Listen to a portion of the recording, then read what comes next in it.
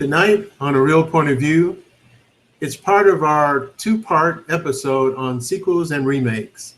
Up first is sequels.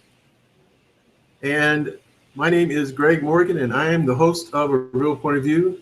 And I'm here with my co-host, one of my co-hosts, and that's the marvelous and vivacious and how many other adjectives do you want me to put in there for you? 12. Happy-go-lucky. Well, I'm joined by Karen D, and she's the movie maven on the internet and on Twitter, and we're here to talk about sequels.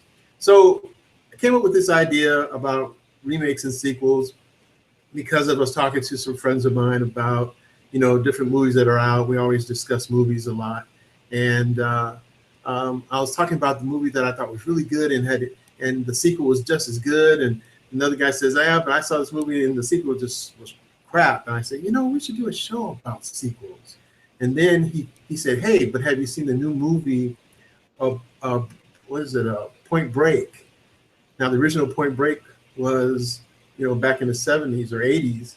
And so I thought, we should do movies on sequels and remakes. Yeah, that'd be a good show. So what do you think, Karen? Sequels and remakes, we're going to concentrate on sequels this time. And hopefully next week we'll be able to come back and talk about remakes. So yes, let's hit the sequels and in the jaw here. So, well, first of all, I'm sorry. How you doing? I'm doing good. I'm very excited to talk about sequels again and again and again and again. Well, I do want to interject one thing, and this is on a slightly somber note. Our other critic, Mr. Larry Domkowski, who is the must-see movies critic on the internet, there's some healthy issues in the family, so we just want to put out there in our prayers, to keep them in your prayers, so that things can get better on that end. Just found out some family members are not doing so well, so that's wanted to put that out there for everybody. Please send your prayers. Absolutely. Yeah. Okay. Well, because we miss Larry. Yeah. He's our the third spoke on our broken wheel. Well, I thought I was the third spoke and he was the second spoke, but whatever, But he just adds so much to the show. We really miss him. Oh, most definitely, and he's just a nice guy in general. He is our part of our family, almost literally. So yes. Always want to keep him in our thoughts and his family in our thoughts. All righty. Well, so Karen, sequels. What's this crazy sequel thing? Well, interesting. This is a very interesting topic, and it really got me to thinking, as you can attest.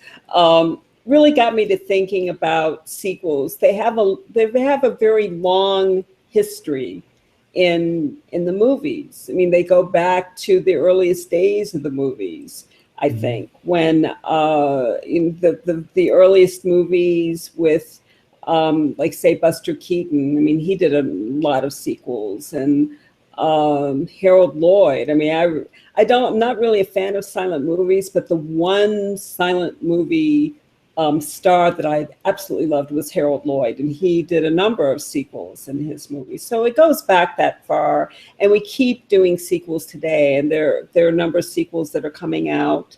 There's a sequel to Avatar that's coming out either this year or next year. A number of us are looking forward to the sequel to Star Wars: The Force Awakens, which will be coming out next year.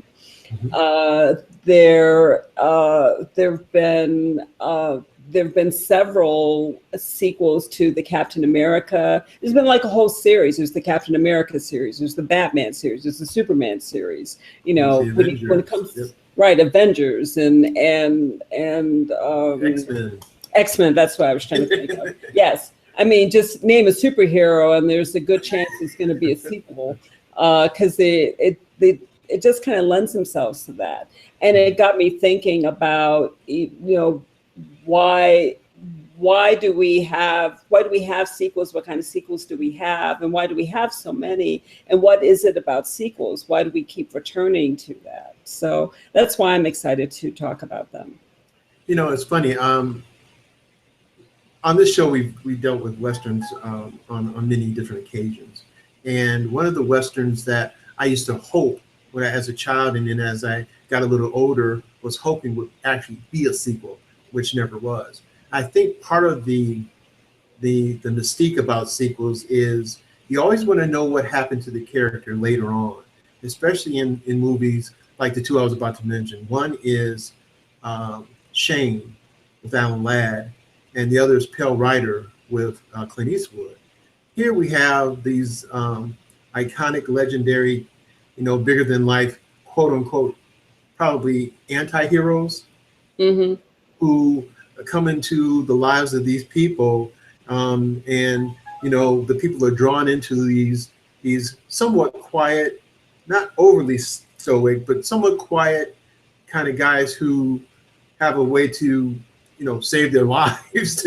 they beat up the bad guys, get rid of the bad guys, and yet for some strange reason they can't stay. They've got to continue to be drifters and that kind of thing. And at the end of Shane in that movie, there's a little boy in the family that Shane befriends, and he's just running after Shane with his dog, like, Shane, where are you going, Shane? That's whenever cue the Kleenex. Right. And I thought as a little kid, where is he going? And where's the next town? And is there going to be like another movie so we can see the next town and where Shane's going to be?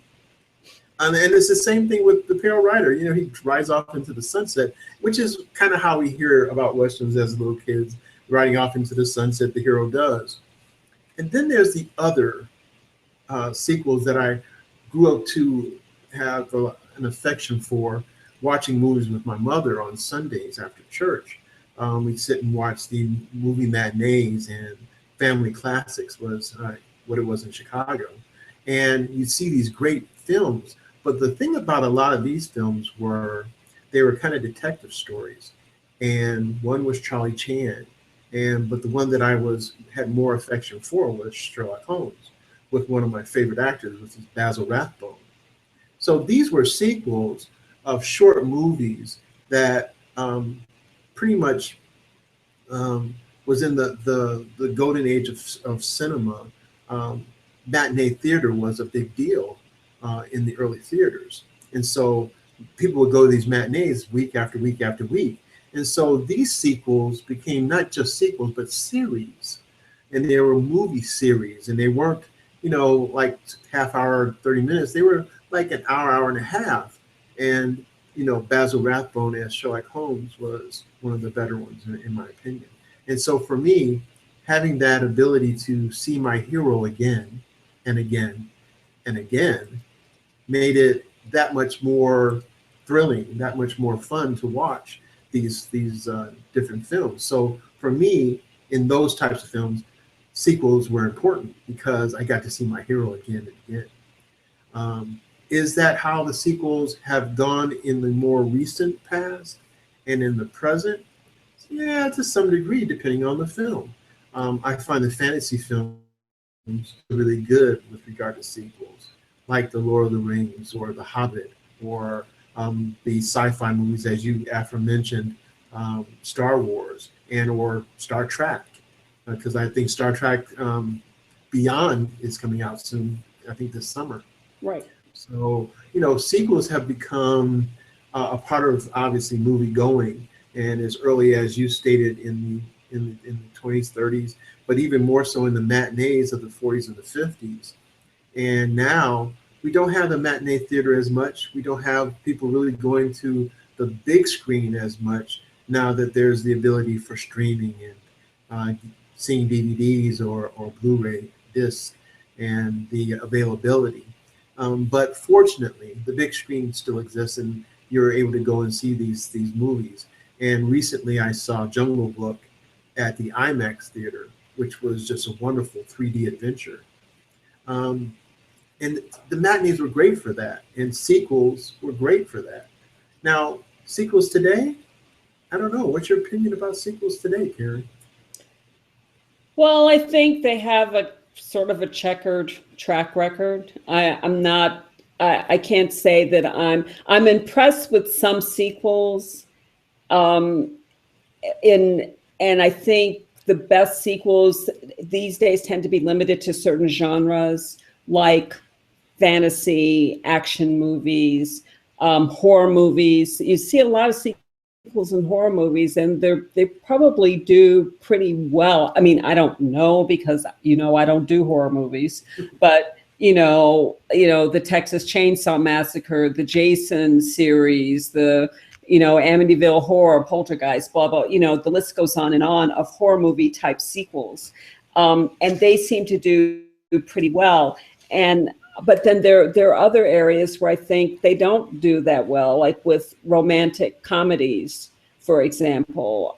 Today, I don't think sequels do that well, and there are just some stories, a lot of stories, family type stories, or just sort of generic, character interest type stories, where in my mind sequels don't do that well. Mm-hmm. I think what is key here with regard to sequels is the same thing that's always key with regard to movies. You need a strong story, you need strong actors, you need strong direction. And unless you have that, a sequel, you're not going to have a good sequel, just like you're not going to have a good original story to begin with. Mm-hmm. I think there are times when we start out with some movies where the original story was okay, it was good enough, and somehow those directors and producers managed to make a mid-course correction. They corrected some of the problems in the first movies, and they actually made sequels that were better than the original story. Doesn't happen very often, but it has happened, in my opinion. And there are those movies where the sequels actually add, but I think there is an art to continuing the story. It's kind of like how in the early days of rock and roll, the big thing was getting that hit record, but then people found out that the hardest thing was getting the second hit record. Well, I think that's true with sequels too. There are times when people strike lightning or they hit the mother lode because they managed to get together a good story and good actors, and they managed to get a film made against all odds, because it's amazing that films get made at all, with considering all the hurdles you need to get there. Right. But they get the movie made, and my God, people actually like it. And people go to see it, and the critics like it, and it's amazing. And then somebody comes knocking on the door and says, "Well, hey, we made a 3,000% back on our investment. We want to do that again. So we need to make another movie just like that one. Do exactly the same thing you did before, so that we can make the same amount of money or more than we did before." Doesn't work that way. It does not work that way. Yeah, manufactured as opposed to created. Right. Yeah. Right. Kind of crazy. Press that 45 of the movie again and sell it to the same people, because of course they're just dying to buy it again. And I don't know about you, Gregory, but I mean, I know that for me, my attention span for stories tends to be relatively short, and I'm not the type of person who will see a movie again and again and again. More than often, once is enough, even if it's a great movie. There are movies that I absolutely adore that I think are like among the greatest movies ever made that I will never see again. Okay. So, and that's because they got it right, and they're in my bones, and I don't need to revisit the visual of that. There are other movies that I can see constantly. I could see them 15 times, and it's not because they're the greatest movie in the world. It's just, it's easy, it's entertaining, and it kind of speaks more to my heart, but it may not do that much intellectually. And then there are those movies that are kind of a mix of both. But I mean, if you don't have a good first story, I don't care about your second story, You know what I've also found in watching some films, especially, well, I was going to bring up a couple films, but this is along the same lines. Lord of the Rings and the Hobbit, obviously, sequel series.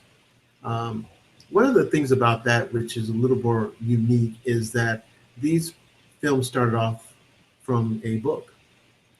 They came from book and were adapted to film. to screenplays. And so the expectation in watching these films, especially for those people who've read the stories, they wanted to see their stories and see if their imagination quelled with the imagination of the directors and the producers of the films and the screenplays from the book.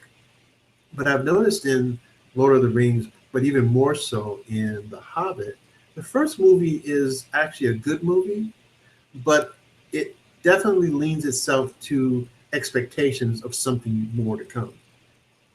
And the way the books are written, The Lord of the Rings is a trilogy. So therefore, you're expecting there to be a sequel, another movie, another film to help build the story to its climax, into its fruition. And the same thing with The Hobbit. They decided to take The Hobbit and put it into 3 films because there was so much content and information, but they also wanted to get you involved in the characters. So The Hobbit, the first movie for The Hobbit, it was just okay. But I think people who are fans and or people who have read the book knew that there was more to come, and the more to come was going to be even more exciting. And the second movie for both The Lord of the Rings, the second movie was Return of the Kings for Lord of the Rings trilogy. And in the second film of The Hobbit, the extended version of The Hobbit, you got a lot more. So the second film for both of these different projects was a lot more interesting.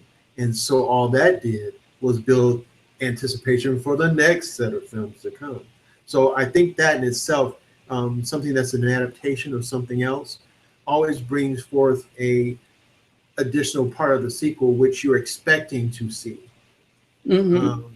Now, something like Aliens, for example, the first movie was pretty good, but the second movie, the anticipation of that, I just couldn't wait to see Aliens with an S, because Alien was the first one, and Aliens with an S was the second one.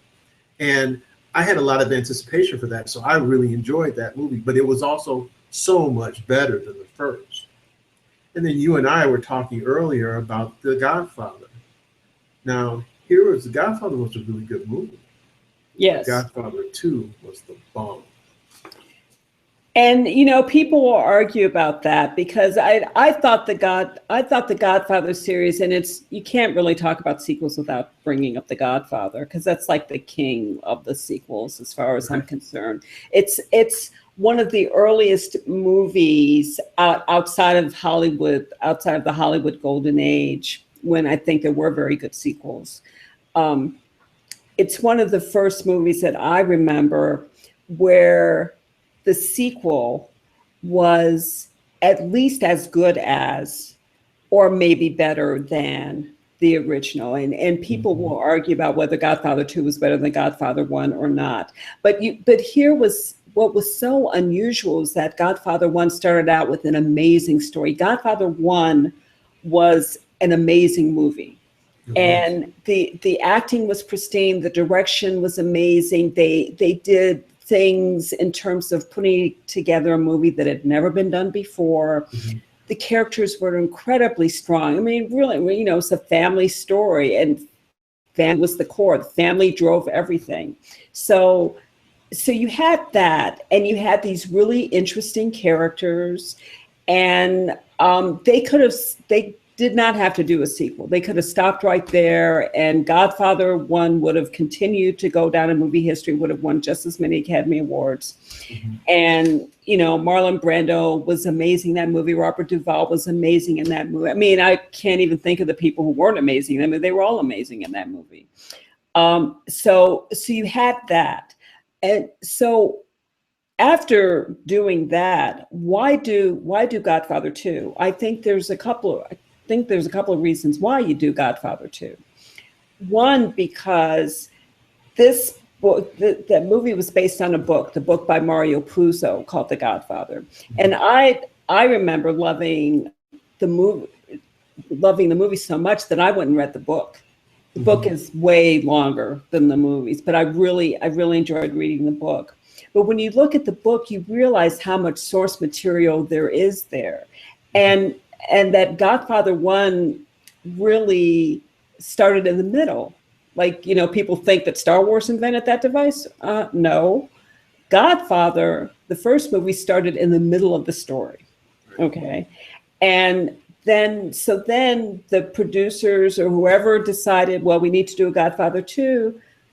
What are we going to do? Well, of course, you go to the parts of the story that weren't told.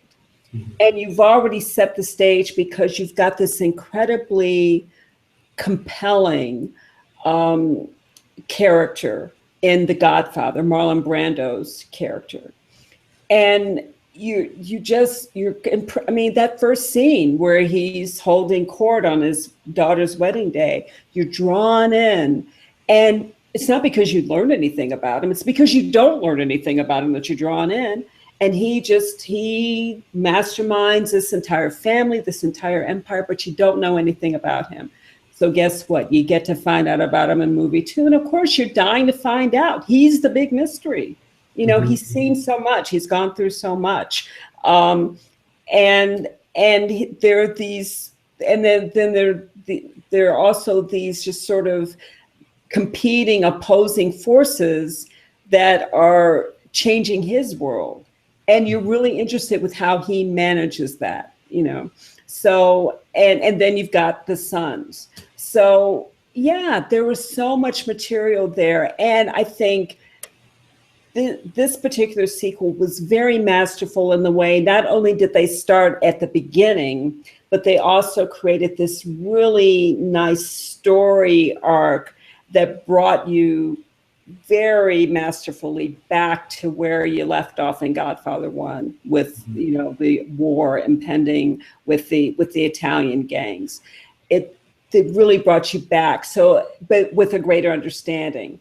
Right. So then it's like, okay, this is fabulous. And now in Michael and Godfather 2, you've got Michael Corleone and, you know, and blah, blah, blah. And you've got Fredo and, you know, they don't get along. And I can't wait to see Godfather 3. And that's where they blew it. You know, it's funny because you're looking at the situation is, okay, like you stated, the Godfather. Then we get to understand how the Godfather got to be the Godfather. And I think the anticipation afterwards, which in my mind was, okay, so now that he's, you know, the situation has occurred with him, now where does it go? And I think a lot of us have that, I don't know if it's innate or not, but a lot of us have that want to know what's going to happen next to, and in this case, someone else in the family. And it's Michael in Godfather. You want to know now what? And I think the now what's are out there. There's a lot of us, because I'm one of those now what's. That's why even Star Wars is so appealing, because, you know, when we saw the original movie, that was not where it really starts. It starts way, way, way before that. And we've had all these other movies to help us understand how the characters got to be the characters, how Darth Vader got to be Darth Vader, because, you know, originally he was kind of a nice guy. Yeah. And so, you know, you get all that, and then you see how it develops. And then you're like, okay, now I get it. Now it makes more sense. Now I want to see where this is going to go. Where are they going to take me? The same thing with the Harry Potter movies. You know, you're intrigued about this little boy. And the thing about this little boy that everyone's whispering about is how he survived, how his parents were killed, but he survived. The wizard killed his parents, but he wasn't able to kill Harry. Not that he didn't try, he just wasn't able. Now, why is that? That's what even the people in Harry Potter's world want to know. So, you know, we want to know. So, and that continues that sequel on and on and on. And Harry Potter is very successful in theaters and on screen. Yet we have a writer who continually writes and who continually is a part of the movie making process. So it makes it even that much more thrilling, because, you know, you're getting the words and getting the essence of the person who's actually wrote the books. But then again, there we go again, mentioning it was a book. Right. The source, where is your source material coming from? I think sequels tend to be a lot more successful if you can draw on, you know, a long sort of generational story. The Godfather's a story that spans generations. Star Wars actually spans generations. Star Trek spans generations, for that matter. And so, and Harry Potter is getting to that point too. I think Harry Potter's a little different in that you're doing a very detailed examination of like a finite period, like the school years or whatever. And it's, it takes some doing to get 5 movies out of that, but apparently it can be done. J.K. Rowling did it, and she did it well enough because, people love her books. I think, Game of Thrones isn't a movie, but it certainly could have been a movie, Yeah, and we're talking about lots and lots and lots of books. Yes, exactly. Game of Thrones. So yeah, but and the thing about it too, like you said, the whole thing is, can these movies bring you along on the journey of whatever the characters are into the next phase in the lives of these characters or their ancestors? Because that's what happens pretty much in a lot of these that we've mentioned so far. And can they bring us along?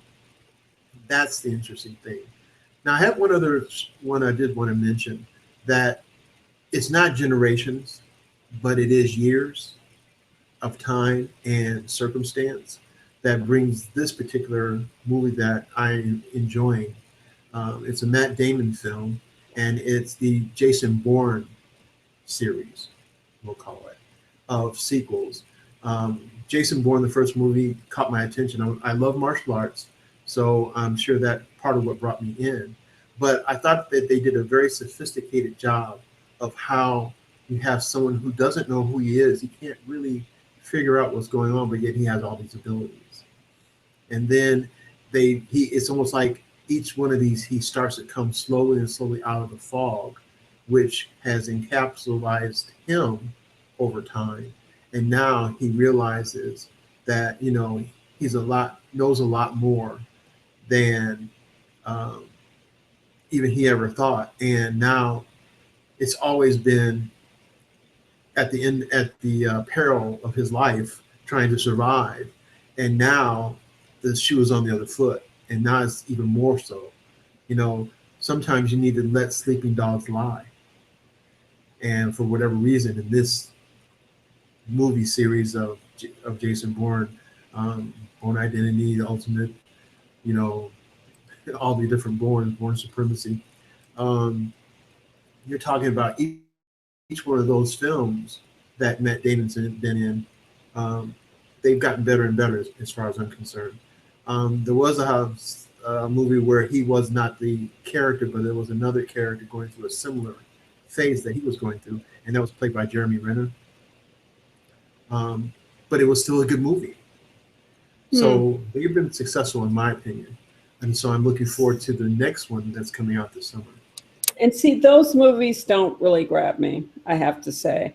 I mean, and they don't grab me enough to the point where I haven't even gone to the movies to really see them. I think I've seen one of the Bourne movies, but I read the books, and I used to love reading Robert Ludlum's books, and I loved the Bourne series.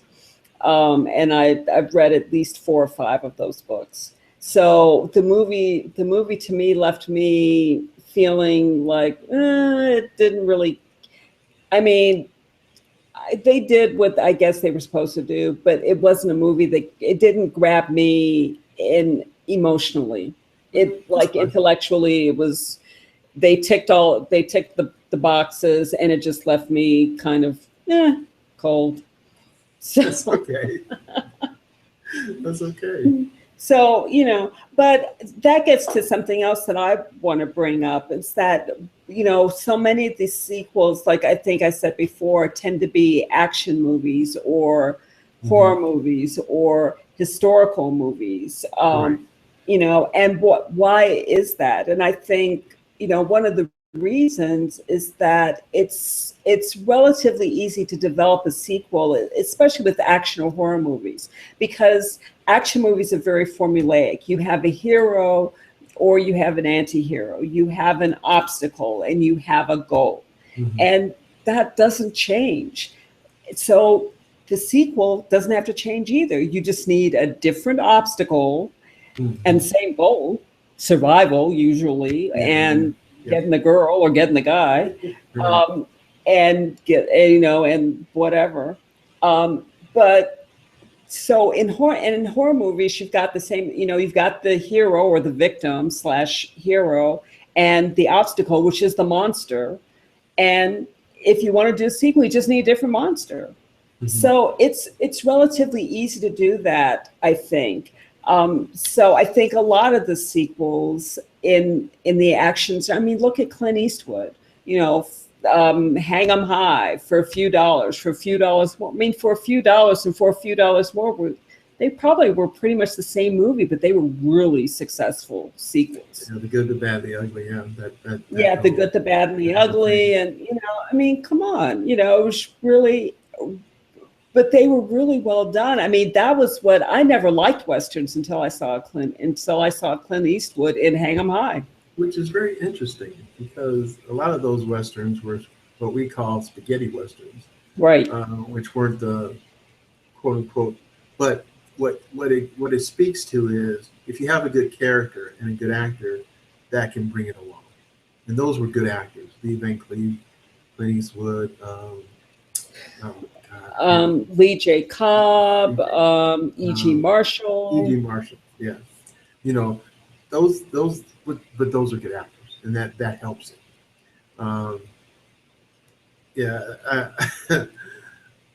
Now I'm going to mention a Western, and I still think it's considered a movie series of sequels because it is the same character in the different movies at different stages of life. And these were John Wayne movies.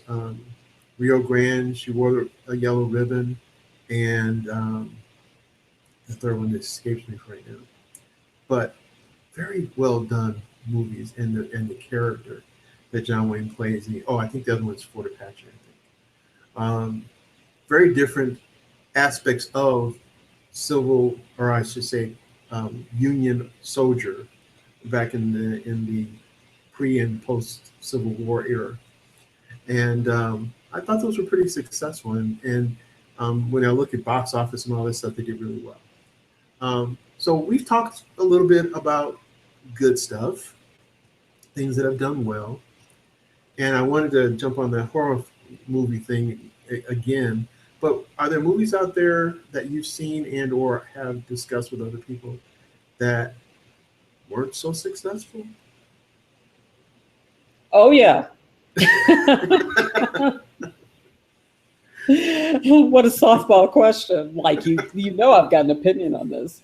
I was doing a slow pitch, Yes, it was a very slow pitch. Even I caught it. It was underhand, none of that fast over the, Well, okay, let me just say this. I think these days romantic comedies have a hard time, or romance movies, love stories and comedies have a hard time with sequels. Very hard time. And I'll preface what I think are the problem movies with the reason why. And that's because, especially with love stories, again, you've got your typical formula. You've got a girl, you've got a guy. Girl meets guy. Girl and guy get together, or they don't get together. Somehow they do, but then they come apart. But then something happens and they come together at the end of the movie, and then they go off happily ever after. That's the formula, okay? Yeah. And in the sequel, you need to have interest in these characters after the end of the first story. And with romances, love stories especially, that's kind of hard, because guess what? After they get together, you stop caring about these people, because guess what? They're happy. And whatever problems they have after that are total first world problems. Who gives a crap? They've got each other. So I don't care about them anymore. I care about the people who don't get together, or I care about the people who still, there has to be something else, or some, issue, obstacle, problem that, sort of transcends their love story, or creates continuing interest in their love story. If it's just a love story, I've stopped caring after they get together. And if you draw it out too long, I'm still not going to care. So I think love stories have a harder time because of that, if that's the focus of the story. Here's a prime example of that. A prime example where you had a great first movie against, and in my opinion, this was this quirky little movie that never should have been as successful as it was. And then you had the sequel because people said, oh my God, this is amazing. We've got to do a sequel. Total boneheaded decision. My movie is Romancing the Stone. Oh, Michael Douglas. Michael Douglas, Kathleen Turner. Kathleen Turner, yeah. I believe she did this movie after Body Heat.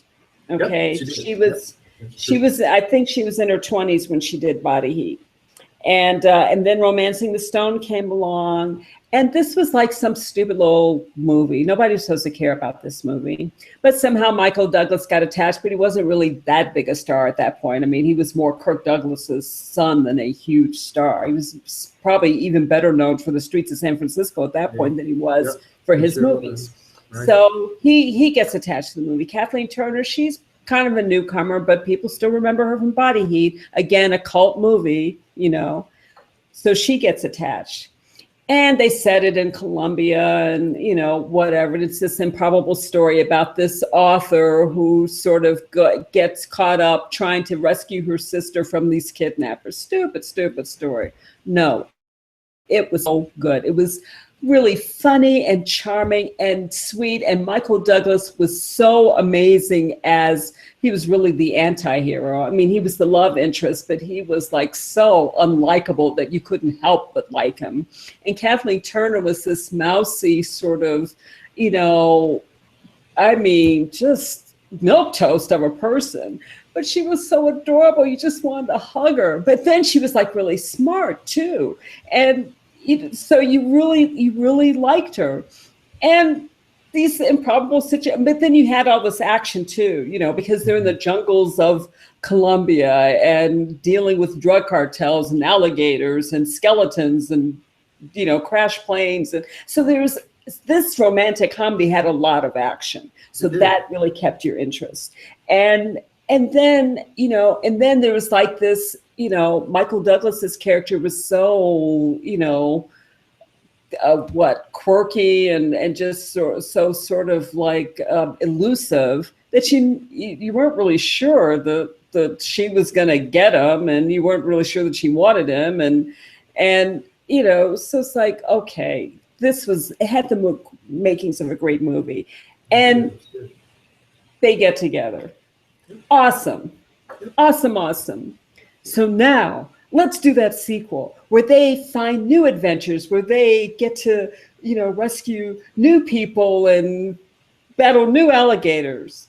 No. The Jewel of the Nile was boring. In fact, it was so boring that part of the storyline was about how boring they were. Now that's I'm sorry, that's a telltale sign. They actually had lines about that. Oh, we're bored with each other. Yes, I'm bored watching you being bored with each other. This was a disaster of a movie. And I think they did another one after that, and that was even worse. And the third one I was going to say was even worse than the second. Oh my God, it was just. And I think, just like you, I too went to the theater to see the Jewel of the Nile. Jewel of the Nile, because I watched the Romancing the Stone quite by accident. I think it was just something that, you know, fell into. I was like, okay, let's see what this is. And I knew who Michael Douglas was for the same reason that you mentioned, Streets of San Francisco. So I thought, he's a decent actor. And I knew who Sonny was, you know. Let's watch it. And it was great. On a scale from 1 to 10, if you had asked me before watching it, I said it's probably going to be like a 5 or a 6. It was an 8 by the time at least an 8 was over. And I was like, wow. So I was in anticipation of seeing the second film. And when I saw it, I was like, wait a minute.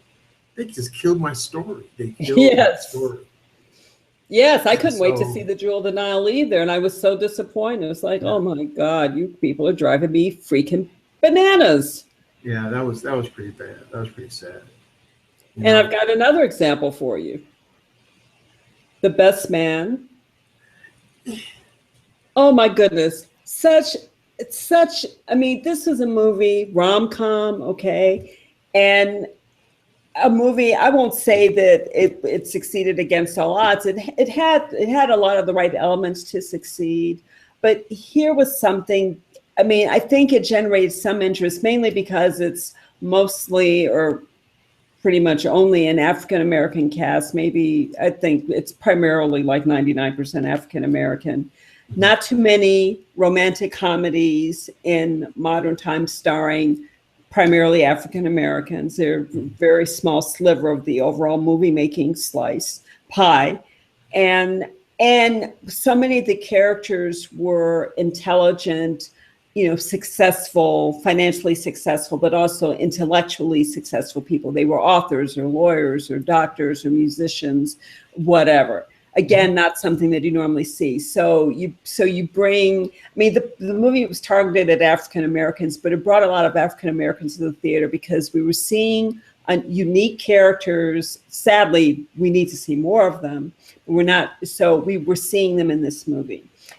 On top of that, you actually had a good story. You had the right ingredients for romantic tension between Taye Diggs' character, who's this really smart, really honorable, really great looking guy who still has something to hide, and juxtaposed against Morris Chestnut's character, who was like, this really crazy dude. Sports guy. Yeah, he was right. But also, really religious, and also, really, faithful, and, maybe not really faithful. And then, you had Nia Long, who was like this agent and really smart and just a delight to watch. But I love her as an actress. I think she's awesome. Yeah. So lots of Sanaa Lathan was really awesome too. Love her. So all of these and the guy who's in Empire, Terrence Howard. Yes. Played this, really kind of offbeat character that also created a lot of dramatic tension. And he was funny as heck in that movie. Okay. Awesome. Great movie. Love to see a sequel. Then they came out with The Best Man Holiday. Not so much. Oh my God. I wanted to just hunt them all down and just like tickle them with wet spaghetti after that. It was They raped Terrence Howard's character so bad that he was no longer fun. Oh my goodness. Witty. He was no longer. He was just a jerk. He was just an ass. This whole movie of angst. Right. And I understand that this was a movie where it was a sad premise. Well, that was the other thing. They went to the terminal illness angle. I'm like, that's so lazy. Because if you don't care about the people, you don't care if they die. Guess what? Yeah. It was pretty. That's a rule. Okay. I don't care if you die. If you're a character I don't care about. In fact, I just assume that you not get into my sphere of existence at all. Just do me a favor. Don't even come into existence. Just go away. And they horribly, not just the fatal illness cookie jar, they also went into the cookie jar of stereotypical everything. Oh my goodness. It was like, okay, if I wanted to watch One Life to Live, I'd watch the soap opera One Life to Live, because it was a lot more interesting than this. But they had all these cliche things. Oh my goodness. Driving you to the thing, and then and she's dying, but if he scores one more touchdown, she'll be a little better. I mean, really, people? Seriously? Seriously? I don't care. It's like, can I just go and just like kill her first, and then we can just be done with this? It was sad. Oh, it was awful. And I really enjoyed the first movie. So I was like, again, in my craziness, looking forward to the next film. And finding out that in this sequel, if they had just, I don't know, beat up the director, beat up the producer, and said, "Hey, you're not going to do this. You're not going to ruin that first movie for us." Too late. No. Nobody got to him fast enough, and they financed another film, and it was just pretty bad. I wish I could get my money back. I even took our niece to see that movie. It's like, oh my goodness. Oh, just get me out of here. Just whisk me away to, I don't know. Can I go to, I don't know, Beirut? Because that would be better than being in this movie theater right now. That's Yeah, the case. and it's sad because you know, there are some really good storylines out there that can continue on and have done so. But then you've got these others. Now, another movie I thought was really, really good, the first movie. And it took me a long time to see it because it seemed like all my friends saw it long before I did. And that was The Exorcist. Now, we were talking about, these horror movies and to have all these sequels. And you mentioned also, too, indirectly, cult followings. Well, okay, so The Exorcist was a bizarre movie. Pretty, I don't think there were a lot of movies out there that had reached the different plateaus that The Exorcist did. And I think it really scared people. And if it didn't scare you, it revolt. What's the word I'm looking for? Revolted. Yeah, thank you. Revolted you because of all the crazy essence that was in the film. They Right. had, you know, people going. So they thought, hey, the first one was good. Let's make another one. Let's make the second one, The Heretic. Right. Oh my God. If the first movie was a 10, the second one was like a 3. That is such a fall. Was the first movie a 10? No, I said if it was. No, the first movie was like a 7, Okay. maybe a 7.5. So when you're on that 7.5, that usually means, hey, you did pretty good. Let's Yeah. leave it at that. No, they decided, hey, we're going to make another one. Oh my God. It was so much. It was almost like too much Linda Blair. Just go. Just Can you have too much Linda Blair? Apparently you can. yeah, you can. And it was the second movie. So that one was horrible. Now, we're talking about sequels. Some of the first movies were so bad. Why would you make a sequel? And because you're thinking, like you were saying, you might have had a decent box office, and you're thinking, hey, I can make more money, give them a similar product. Okay, what? Okay, this is a movie that I thought, the Chucky movies, these horror movies, the Chucky movies with the little Chucky doll. Well, sometimes they're so bad they're good. Yeah, but it's ridiculous though. Yes, but it's so ridiculous that but it's like how low can you set the bar? And if you manage to get under that, then you've got a movie. I think that's what's going on there. They did better than any limo dancer. I mean, the doll, a doll that goes around attacking people. Really, I thought it's like that never would have seen the light of day if I was a movie executive. Not just but that, apparently, I would have missed the gravy train. But not just that, they had the nerve to make the doll get married, the bride of Chucky. Now, come on. Right. Because he's not really a doll, that he needs a bride. Right. Dolls really get married? I mean, do they even? Legally speaking, I don't think that they actually qualify. Well, I don't know. Marriage license. Remember when we were kids, they had, what was it? Barbie had Mystery Date. So they figured if it worked for Barbie, it worked for Chucky. I don't know, because the Bride of Chucky, that was just horrible. This, Magic was a decent film with Anthony Hopkins. What movie Magic, where he was a psychotic guy who he was a ventriloquist and had a doll. This was about 10 years before Chucky. Oh wow! And so I'm thinking somebody thought, hey, Magic did pretty good, so maybe we can make a movie and do just as good with our doll. And no, the first movie was bad. The second movie was bad, and yes, the third movie was bad. Well, that gets to something else that I want to mention, because to me, to have a successful sequel, no matter what your genre is, I mean, even if you want to like sort of make things easy on yourself and focus on action or horror, you still, to have a good sequel, you still need a good beginning story. It doesn't have to necessarily be great, but it does have to be good enough so that there's enough reason to continue the story. And I mean, and or it has to be so bad that you can't quite believe that there actually is a story to be continued, and yet there is. So you find yourself going to see The Bride of Chucky. I can't. I'm not responsible for that, but anyway. Well, going to that point, and I'll be very brief.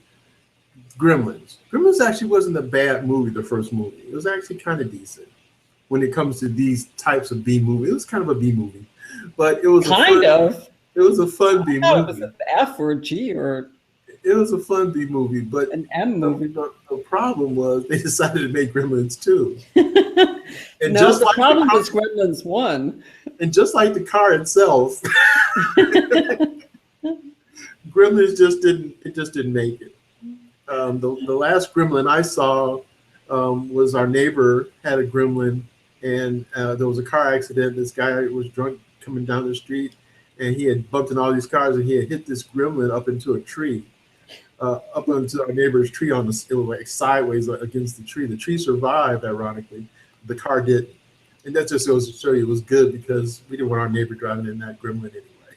So well, here's another movie where I think here's another set where the sequels tend to be really problematic, and that's if you have a really good first movie and it succeeds against all odds, and then you decide to make a second movie, and maybe even that one's decent, and then you do it again.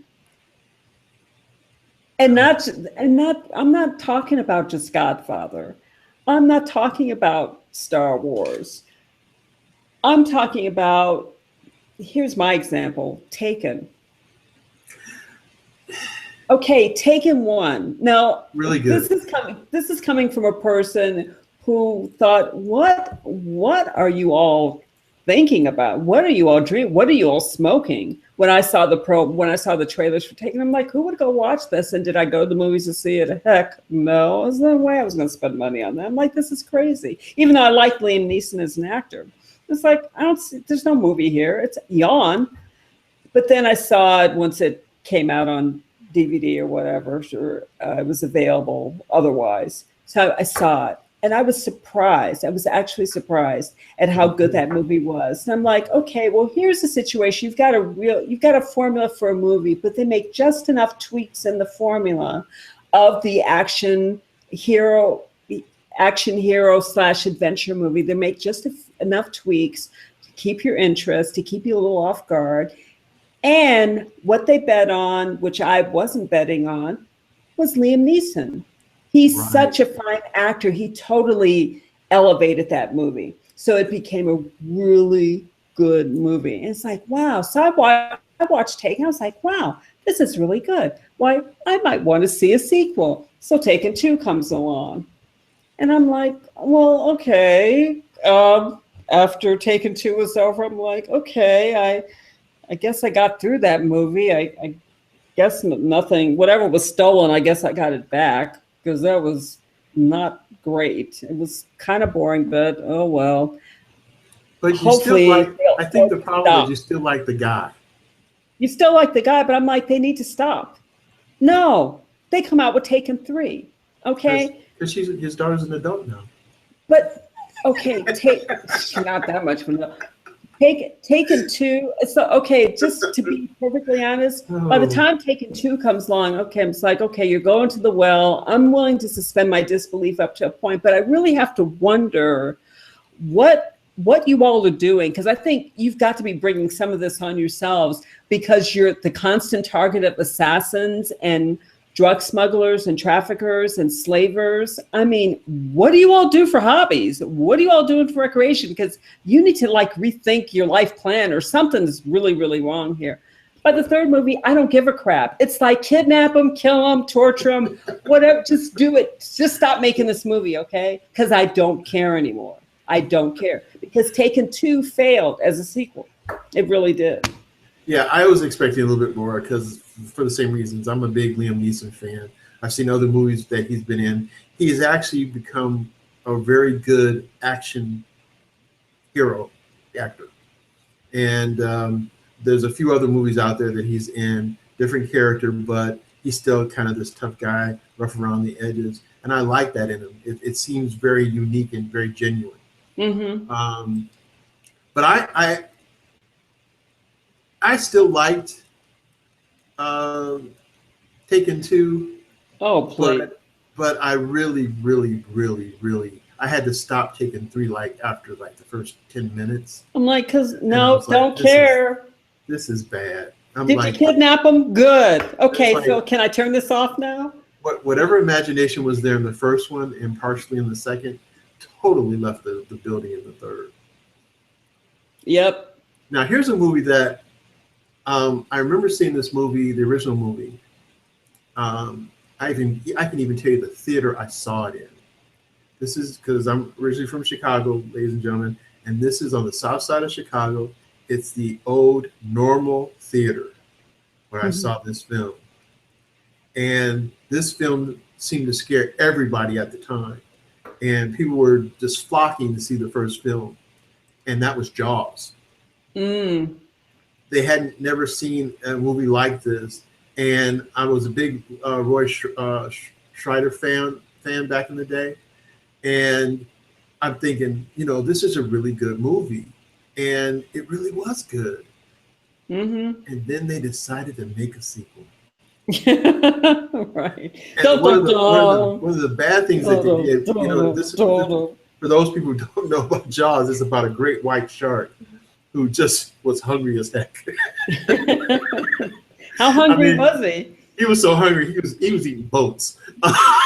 But what was bad was in the original movie, a lot of the cinematography, which is makes a lot of films really well, really good.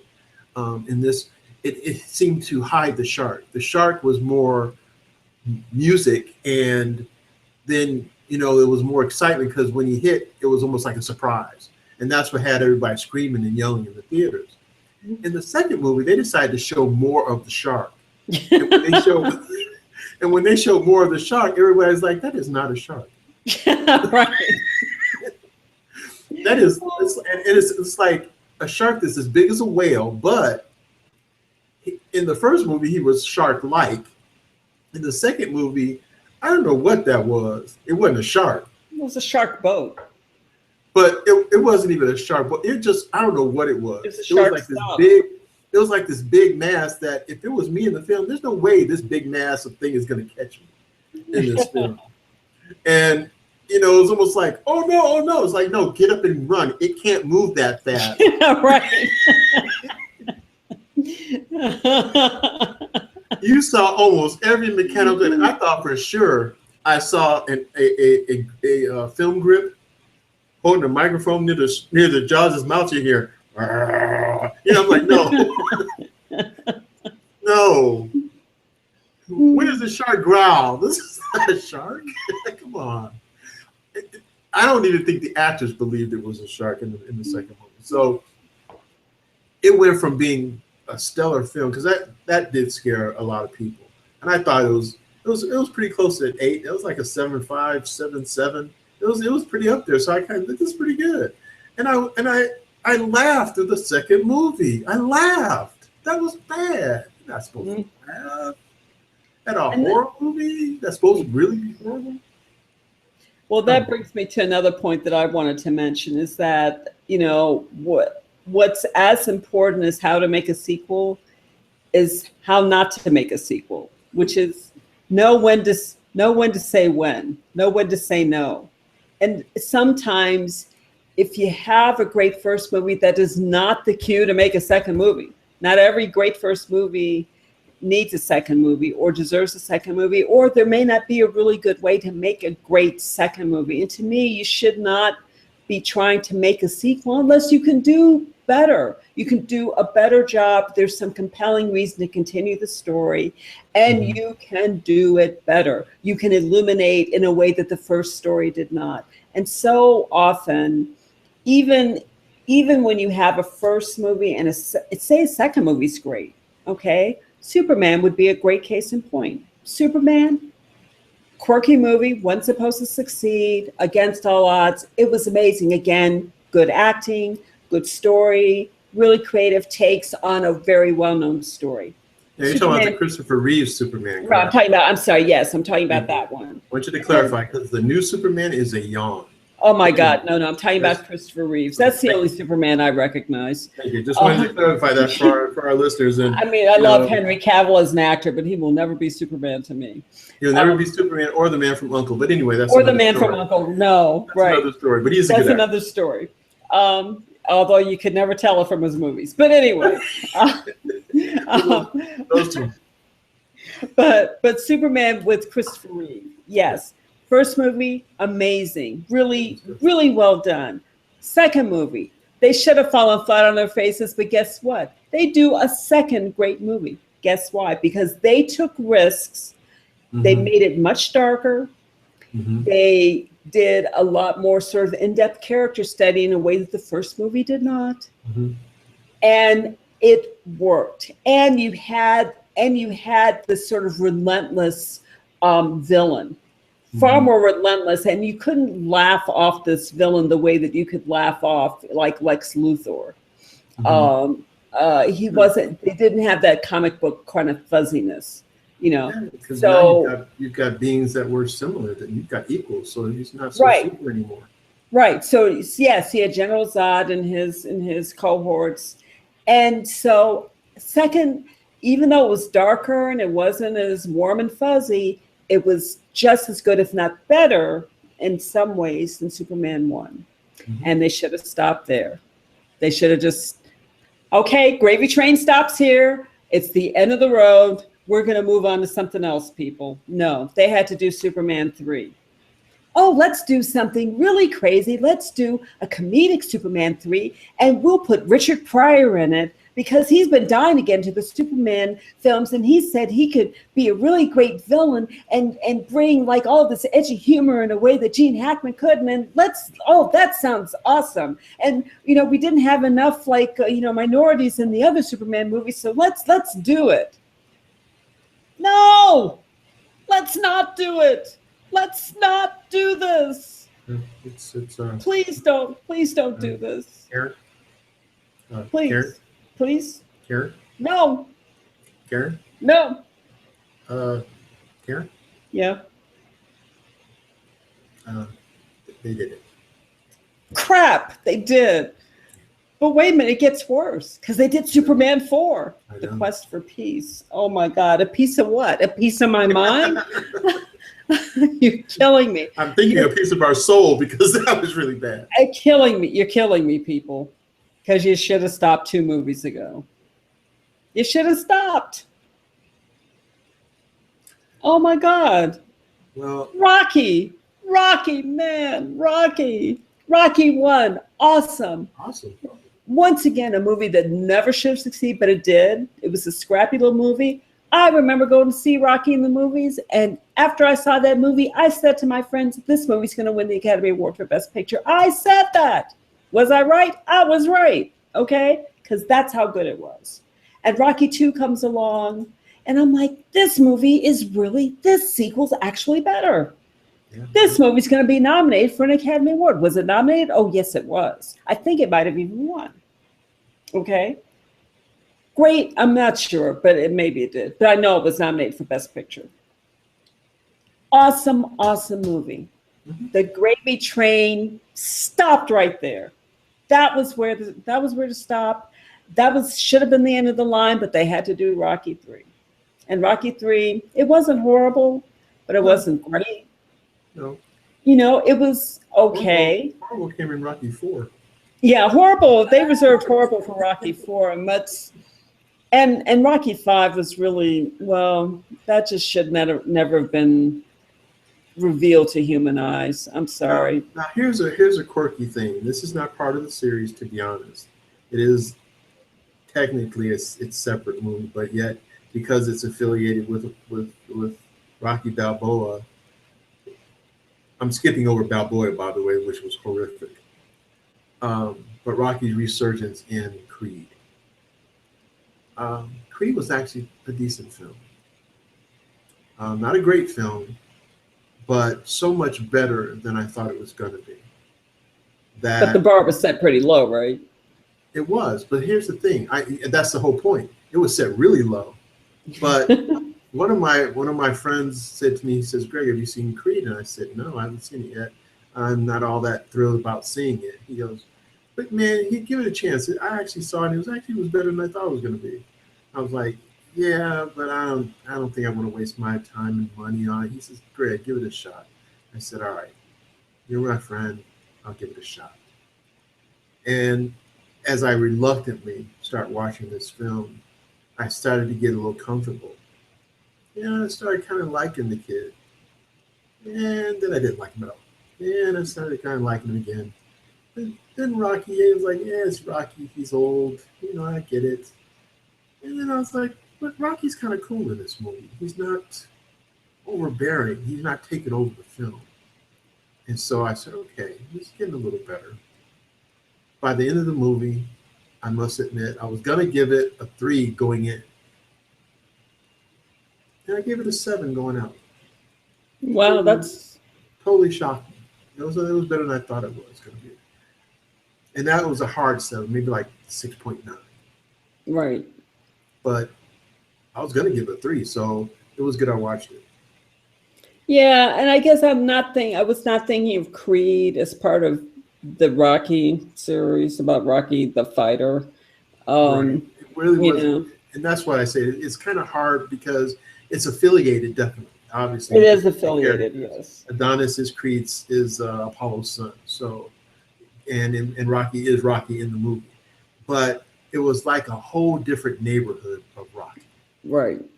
and that was good because it gave some nuances, and that helped it out a little bit. But still, it was a boxing movie. It still was pretty much a Creed trying to go against the odds, and Rocky helping him. Kind of like in one of the Rocky films. So, yeah, but it was actually better than I thought. But yeah, I guess that's really not a sequel, really. Yeah, I don't know. I think it's sequels are a hard sell. They're not a slam dunk.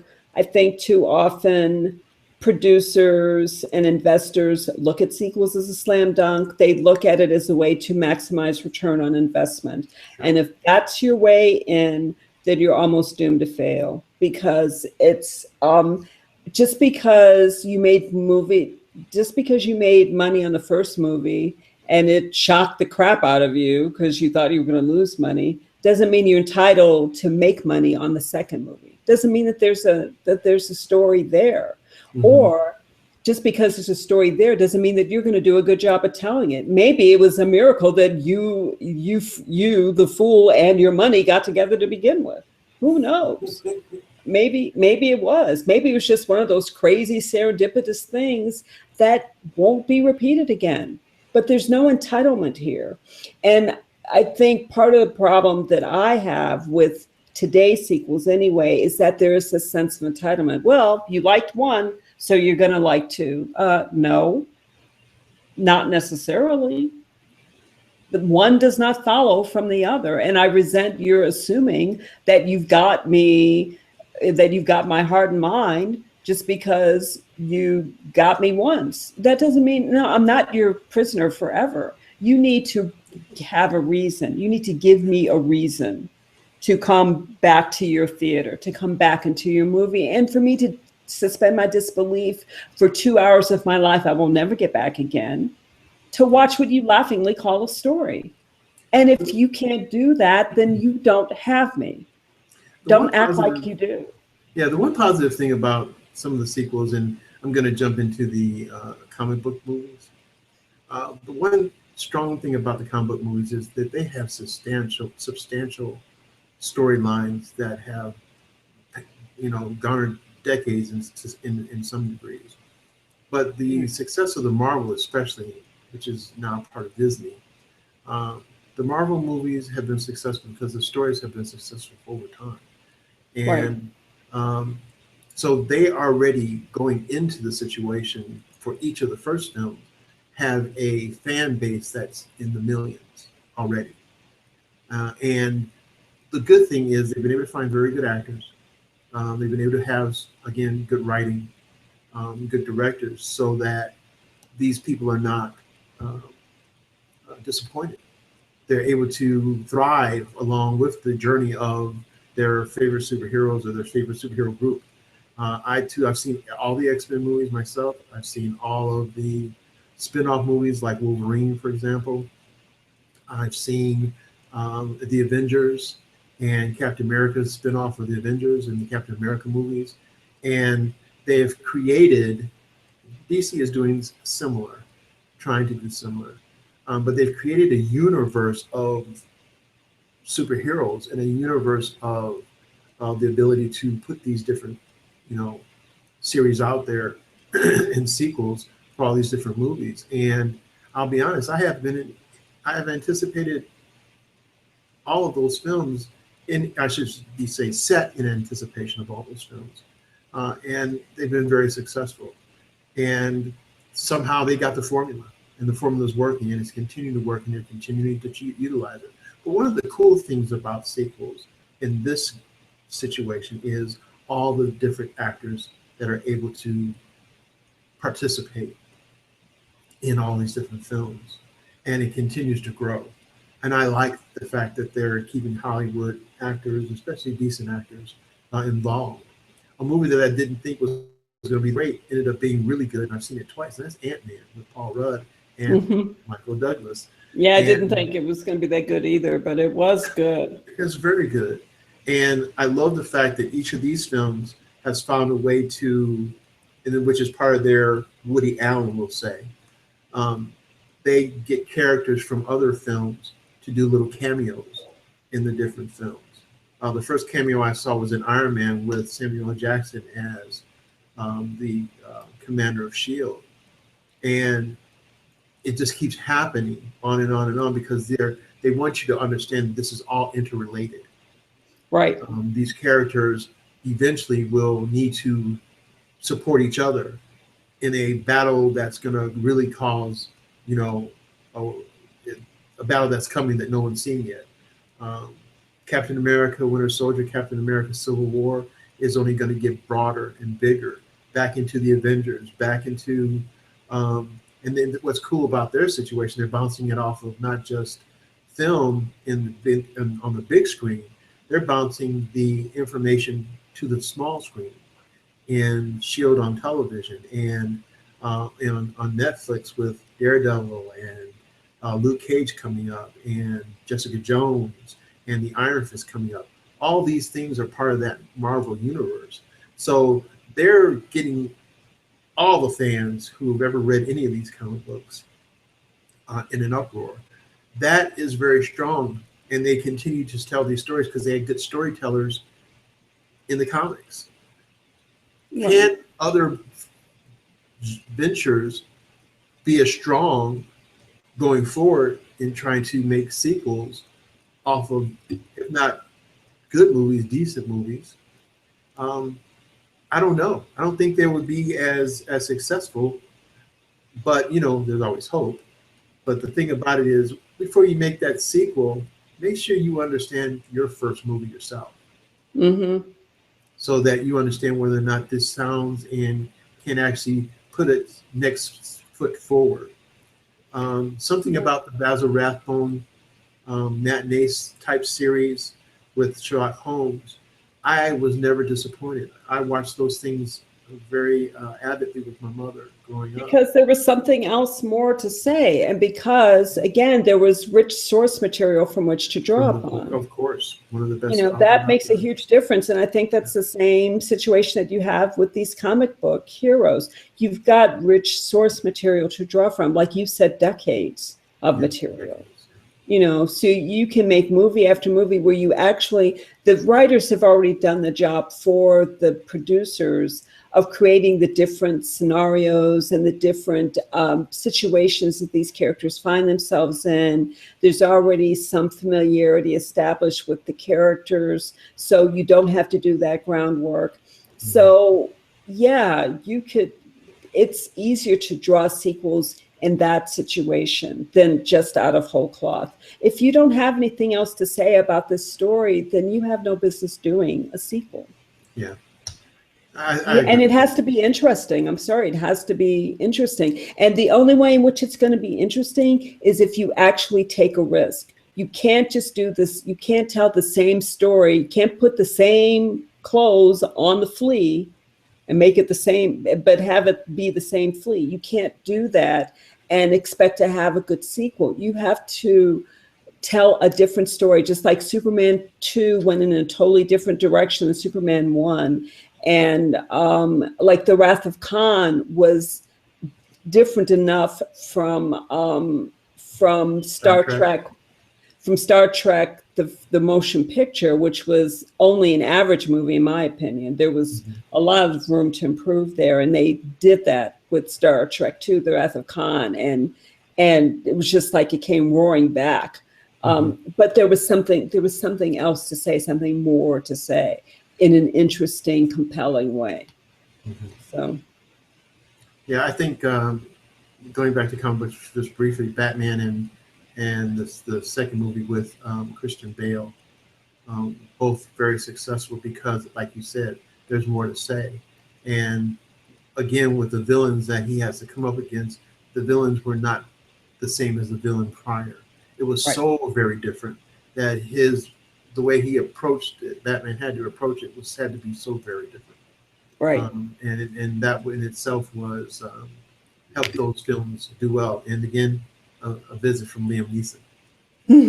So if Liam Neeson's in your movie, you've got a pretty good chance of its success. And Star Wars had Liam Neeson too. Right, right, right. Well, there you go. So he's the guy. Um, so before we jump out of here, ladies and gentlemen, we're going to briefly get out of here momentarily. Karen, do you have any other films that, like, give us one film on your best list, we'll say, and one on your worst list for our viewers out there? Oh, best. Well, best, I would say one of them anyway would be Rocky 1 and 2, not 3, Mhm. 4, 5. Rocky 1 and 2 for best. And worse, oh my God, there's so many bad ones. Uh, so very many bad ones. But off the top of my head, I guess I would say, maybe Rocky. No, not Rocky. I would say the best man and the best man holiday. That's one of the worst ones anyway. There are more really bad ones. Um, but Well, that's what's at top of mind right now for me. What I'm about gonna you, Greg? I'm gonna jump on something that's gonna come out left field. I'm a big fan of Tom Hanks, and one of the movies that had a sequel that I thought was a really good movie, animated feature, was Toy Story. Toy Story was pretty good, but the second movie, you understood the characters a little bit more. You had a better understanding. So I think Toy Story would be one of my movies. I think if you've never seen Toy Story, you should give it a chance. The first three films of Toy Story were pretty decent. Worst films, you know, you and I touched on. In fact, you touched on this in the conversation with me, Karen, and surprised you didn't mention it here. Wall Street. Well, yeah. The original film was not bad. I got Oh, it it. was great. Oh, I Wall got it. Street was great. It's one of my favorite films. Yeah, I'm saying I got it. It made so much sense to me, and it actually gave me. It was kind of in a subject matter that's not one of my favorite, finance. I leave that up to my spouse, who is for us anyway, a financial wizard. But I wasn't really wanting to see Wall Street. I didn't think that that was a compelling title for me, the subject matter for me. And I said, I'm going to brave it. I like Michael Douglas, and at the time, I liked Charlie Sheen. So I said, you know what? I'm gonna go in here and look at this. And I was like, wow, this is really good. This is stellar. And then they had to go ahead and make another movie. Now, the second movie wasn't bad, but man, it was such a letdown from the first. It was such a letdown. And, you know, I can understand some of the thought process because Wall Street was made, I want to say it was made in 1980, 83, 84. I think it was 84, something like that. And I mean, we were just coming out of a recession. About the, and, you know, and people were starting to make a lot of money in the stock market again. So this sort of cautionary tale about what money can do, like power corrupts and absolute power corrupts absolutely, and so does money. It was very timely. And then I guess, you know, the thought process was after the Great Recession of 2008, hey, we need to revisit this again. It was like, well, yeah, I mean, it's been like, you know, 24 years. So why not? It came out in 87. Okay. So 17, it's been like 21 years. Mm-hmm. Couple of decades, let's revisit this again. And it should have worked so much better than it was, but the ingredients that they had in the first movie, you had Michael Douglas as a really compelling character, playing Gordon Gekko, just, you know, just Machiavellian, and you just didn't quite know what he was going to do, and you couldn't take your eyes off of him. And then you had Charlie Sheen, who was just, you identified with the struggle, you know, the struggle that he had to maintain his soul, but at the same time get the American dream. By 2008, the whole idea of the American dream had changed, and that this movie didn't account for that. And also you didn't have this compelling villain. You didn't have a Gordon Gekko. You had a shell of a Gordon Gekko. And Money Never Sleeps. Money Never Sleeps, what this film did was part of the problem. You know, Shia LaBeouf, I mean, I guess he's a fine actor. I mean, I'm not a huge fan. I'm not a fan either. I don't think about him much. I think if you get him in a good situational film for him, like the Transformers. Transformers, no. I was thinking more,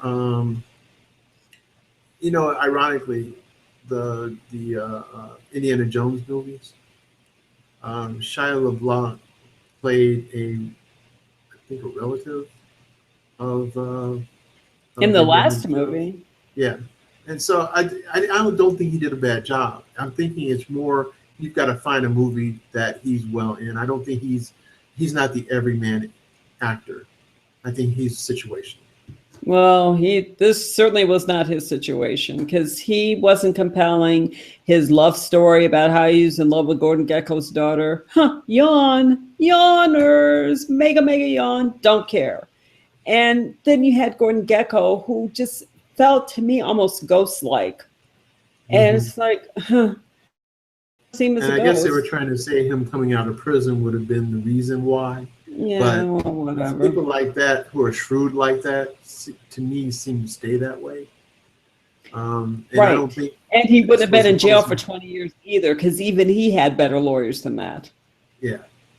I'm still waiting for somebody to go to jail over the Great Recession. Okay, I think maybe one person's gone to jail, maybe one, and I'm sure they're out by now. So no, there's no way that man would have spent 20. Just so you know, you just had this. You had a shell of a story when you had a great story, and then you had what some on paper sounded like all the elements for a great. Let's revisit this story, because now we've just gone through this huge recession, and now we can revisit the story again and see what lessons we've learned, if any. But it doesn't work that way, because the situation was different, and you know, you can't just revisit the story and just leave it at that. It's not this greed is good, greed clarifies, it just sounds like a cliche. We all know what greed does, because we just went through the Great Recession. Yeah, and the other thing is, now with Gordon Gekko out of jail and all this stuff, he comes face to face with the reality that there's 100,000 Gordon Gekko now. And so, Everybody's a Gordon Gekko. so your all that moxie you had 20 years ago, it's just gone because Right. you don't have the same strengths and understanding a lot more people have, and so they're even taking your formula and done better with it. So Right, you have to evolve, change, or die. And to have the same Gordon Gekko in 2000, whenever that movie came out, 2010, yeah. as you had in 1987 made absolutely no sense. And the real Gordon Gekko wouldn't have been that way because the real Gordon Gekko would not have survived under those circumstances. You adapt, change, or die.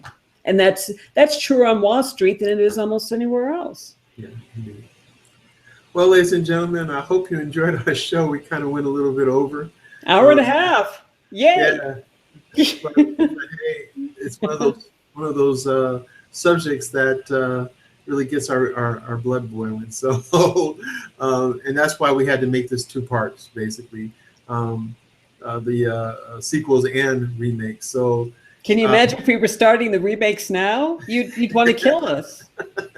And they were still talking 2 hours later, and I wanted them to shut up. And they wouldn't. They kept talking about these movies. Well, no, we want you to always be involved in our movie conversations and hopefully get a lot out of it, regardless of how crazy we might get. Hopefully, we've mentioned a few things and a few movies to look at, maybe a few to avoid, and some to revisit that you may have enjoyed in the past. So I'm going to be watching Bride of Chucky, that's for sure. Well, that's a purpose anyway. Now, whether we succeed or not, that's different. But again, we hope you enjoyed our conversation and our banter back and forth about a lot of these older films and newer films. So next time, barring any craziness, we're going to talk about remakes. And there's a lot of remakes out there. One to mention is Point Break, the original one with Keanu Reeves. Keanu Reeves and that's all I know. No, Patrick Swayze. Was in the original film, and ironically, the new film I have no idea who the actors are. So, a friend of mine is saying, "Hey, you should see it." He said it today. You should see the movie. So, I'm going to take a look at that, and we'll have a host of other films to discuss on remakes. So that'll be part 2 of our sequels and remakes episode. So stay tuned for that one, ladies and gentlemen. So I want to thank you for listening to us. Thanks, Karen D, for hanging out. As always, we appreciate you. And we hope that everybody comes back to see us again on The Real Point of View. Check out our channel on YouTube, which is under A Real Point of View, and also on Google+, whichever one is a little bit easier for you to manage and get through. So thanks again for hanging out. So you guys take care and make sure you see a good movie this weekend. Take care, Karen. Good night, everybody. See you next week. Indeed. Bye-bye.